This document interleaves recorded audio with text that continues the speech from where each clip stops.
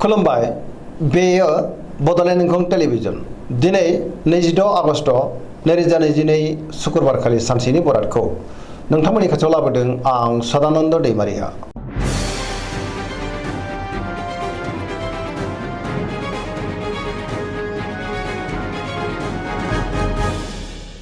सिगां फरायनो लादों मेष राशि गिबि हांखो अ ल दिनैनि साना जोबोर मोजां मावनो लानाय खामानिखौ थि समावनो आरो गोरलैयैनो मावफुंनोबो हागोन। गोसोखौ दिनै जोबोर गोजोननाय मोनगोन।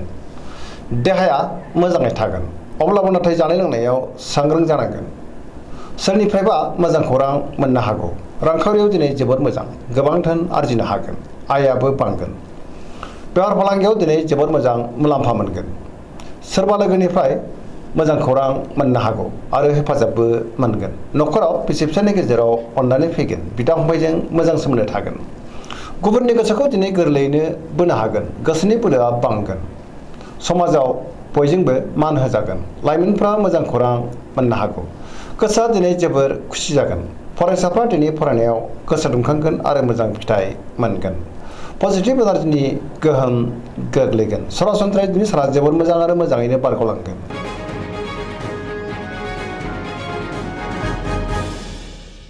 वृष राशि गिबि हांखो इ उ ब दिनैनि साना जोबोर मोजां मोनफ्रोमबो बिथिङावनो जाफुंसारगोन। मोजां खाबु फैनोबो हागौ। गोसोखौ दिनै जोबोर गोजोननाय मोनगोन। गोसोनि बोलोआ बांगोन।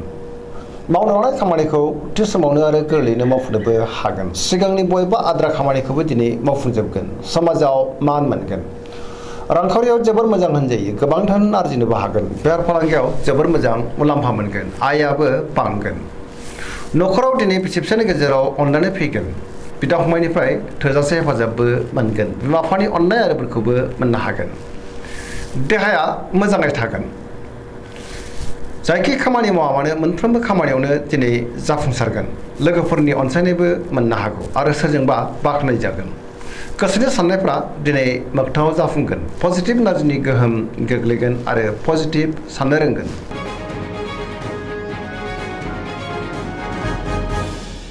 मिथुन राशि गिबि हांखो क स दिनैनि साना जोबोर मोजां पजिटिभ एनार्जिनि गोहोम गोग्लैनो हागौ। मोनफ्रोमबो बिथिङाव जाफुंसारगोन। गियाननि आंखाल जानाय नङा। गोसोखौ दिनै जोबोर गोजोननायबो मोनगोन। समाजाव मान मोनगोन। गोसोआ दिनै जोबोर रमान्टिक जागोन। देहाया मोजाङै थागोन। रांखावरियाव जोबोर मोजां गोबां धोन आरजिनोबो हागोन। बेफार फालांगियावबो जोबोर मोजां मुलाम्फा मोनगोन। न'खराव दिनै बिसि फिसायनि गेजेराव अननानै फैगोन। बिदा फंबायजों मोजां सोमोन्दो थागोन आरो बिमा बिफानि अननाय आरो बोरखौबो दिनै मोननो हागोन। समाजावबो बयजोंबो मान होजागोन। गोसोनि बोलोआ बांगोन। गावनि गोसोनि साननायखौ दिनै गुबुननो फोरमायनोबो हागोन। मावनो लानाय खामानिखौ मावफुंनो हागोन। सोरबा लोगोनिफ्राय मोजां खौरां मोननोबो हागौ। गोसोआ दिनै जोबोर खुसि जागोन। पजिटिभ साननो रोंगोन आरो गोथों आरो गोग्गो साननोबो रोंगोन।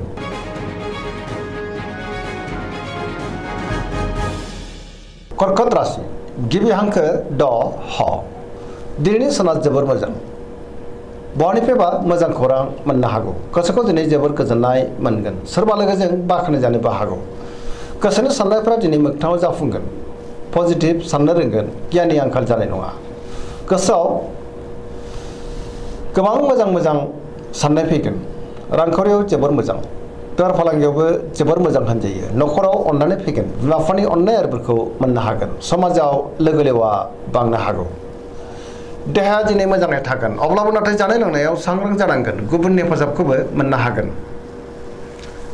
समाजाव बयजोंबो मान होजागोन। फरायसाफ्रा फरायनायाव गोसो दुंखांगोन आरो मोजां फिथाइ मोननोबो हागोन। पजिटिभ एनार्जिनि गोहोमबो गोग्लैगोन।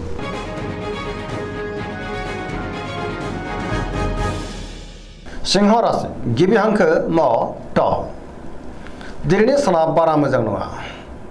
गोसोखौ बेले बेजे मोनगोन। नेगेटिभ साननाय फैगोन। मावनो लानाय खामानियाव गोसो जनाय नङा। सोरबा लोगोनिफ्राय गाज्रि खौरांबो मोननो हागौ। लोगो लेवानि आंखालबो जानो हागौ। बहाबा दावबायहैनो बा हान्थिनो खाबु मोनगोन। रांखावरियाव मोजां नाथाय अब्लाबो खरसायाबो बांगोन। बेफार फालांगियाव मोजां होनजायो। गोसोनि साननायखौ दिनै गुबुननो फोरमायनो हानाय नङा। गुबुना गोरोन्थि बुजिगोन न'खराव अननानै फैगोन समाजाव मान मोनगोन गुबुननि गोसोखौ बोनो गोब्राब जागोन देहाया मोजाङै थागोन अब्लाबो नाथाय जानाय लोंनायाव सांग्रां जानांगोन गुबुननि थाखाय मोजां खामानि मावनानै होनो हानाय नङा सोरनिबा गाज्रि नोजोर गोग्लैनोबो हागौ सांग्रां जानाया गाहाम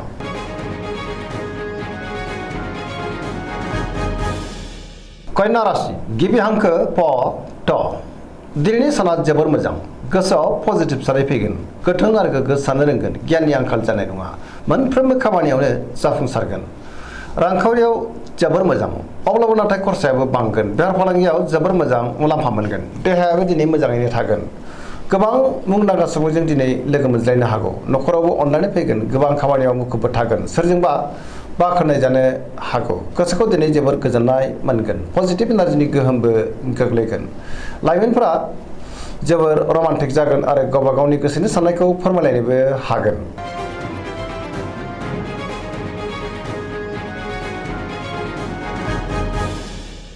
तुला राशि गिबि हांखो र ट दिनैनि साना मोजां आरो गाज्रिनि गेजेरजों बाबेनलांगोन गोबां रोखोमनि देहायारि जेंनाजों मोगा मोगि जानांनो हागौ गोसोआव गोनो गोथो साननाय फैगोन गोसोनि बोलोआ लोरबां जानोबो हागौ गोसोनि साननायफ्रा देबारनांगोन मावनो लानाय खामानिखौ मावफुंनो गोब्राब जागोन देहाया बारा मोजां थानाय नङा जानाय लोंनायाव सांग्रां जानांगोन रांखावरियाव मोजां मोननो गोनांखौ दिनै मोननो हागोन बेफार फालांगियावबो मोजां होनजायो न'खराव बिसि फिसायनि गेजेराव अननानै फैगोन समाजाव मान मोनगोन गुबुननि गोसोखौ बोनो गोब्राब जागोन सोरबा लोगोनि हेफाजाब मोनगोन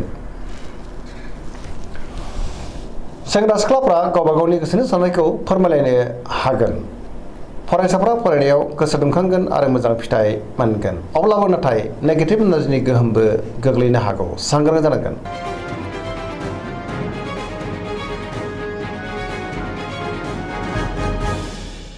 वृश्चिक राशि गिबि हांखो न स दिनैनि साना जोबोर मोजां समाजाव लोगो लेवा बांगोन गोबां मुंदांखा सुबुंजों दिनै लोगो मोनज्लायनो हागौ पजिटिभ एनार्जिनि गोहोमबो गोग्लैगोन बयजोंबो गोरोबनो रोंगोन सोरबा गोजाम लोगोजों बहाबा लोगो मोनज्लायनो हागौ गोसोआव गोग्गो आरो गोथों साननाय फैगोन मावनो लानाय खामानिखौ थि समावनो आरो गोरलैयैनो मावफुंनोबो हागोन बहानिफ्रायबा मोजां खौरां फैनोबो हागौ गुबुननिफ्राय थोजासे हेफाजाबखौ मोनगोन गोसोनि साननायफ्रा जाफुंगोन गोसोनि बोलोआबो बांगोन समाजाव मान मोनगोन न'खराव बिसि फिसायनि गेजेराव अननानै फैगोन रांखावरियाव जोबोर मोजां अब्लाबो नाथाय खरसायाबो बांगोन बेफार फालांगियावबो जोबोर मोजां मुलाम्फा मोननो हागोन देहाया दिनै मोजाङैनो थागोन गुबुननि हेफाजाबखौ मोनगोन लाइमोनफ्रा जोबोर रमान्टिक जागोन आरो गावबा गावनि गोसोनि साननायखौ फोरमायलायनोबो हागोन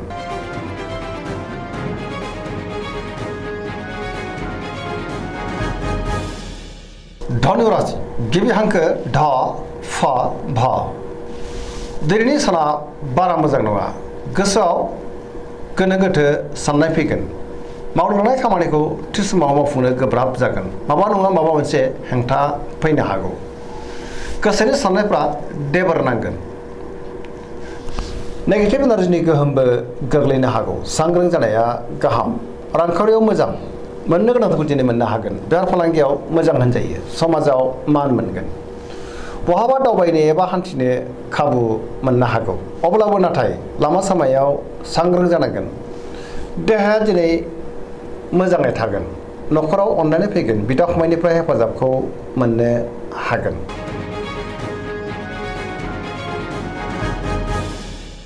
मकर राशि गिबि हांखो ख ज दिनैनि साना जोबोर मोजां गोसोनि साननायफ्रा मोगथाङाव जाफुंगोन मावनो लानाय खामानिखौ थि समावनो आरो गोरलैयैनो मावफुंनोबो हागोन रांखावरियाव जोबोर मोजां नाथाय अब्लाबो खरसाया बांगोन मोननो गोनांखौ दिनै मोननो हागोन बेफार फालांगियाव जोबोर मोजां मुलाम्फा मोनगोन गोबां मुंदांखा सुबुंजों लोगो मोनज्लायनोबो हागौ गुबुनजों मोजां सोमोन्दो लाखिनोबो रोंगोन मोनफ्रोमबो खामानिखौनो दिनै मोजाङैनो मावफुंलांनो हागोन सिगांनि बबेबा आद्रा खामानिया दिनै मावफुंजागोन गोदान खामानियाव आखाइ होजेननोबो हागोन न'खराव अननानै फैगोन बिमा बिफानि अननाय आरोफोरखौ मोननो हागौ सेंग्रा सिख्लाफ्रा गावबा गावनि गोसोनि साननायखौ फोरमायलायनो हागोन आरो गोसोआबो दिनै जोबोर रमान्टिक जागोन।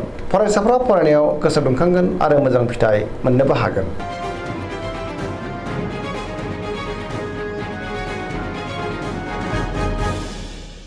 कुम्भ राशि गिबि हांखो ग स दिनैनि साना मोजां आरो गाज्रिनि गेजेरजों बाबेनलांगोन। गोसोखौ दिनै जोबोर गुलाय गुजाय मोनगोन। मावनो लानाय खामानिखौ थि समावनो मावफुंनो हागोन।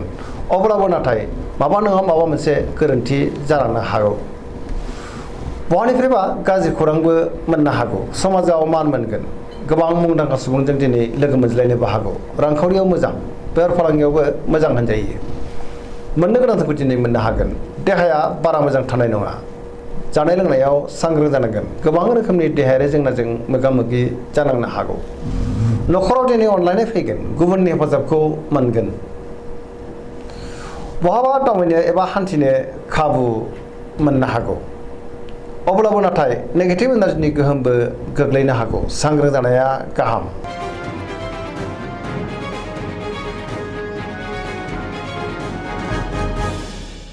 मीन राशि गिबि हांखो ड स दिनैनि साना जोबोर मोजां।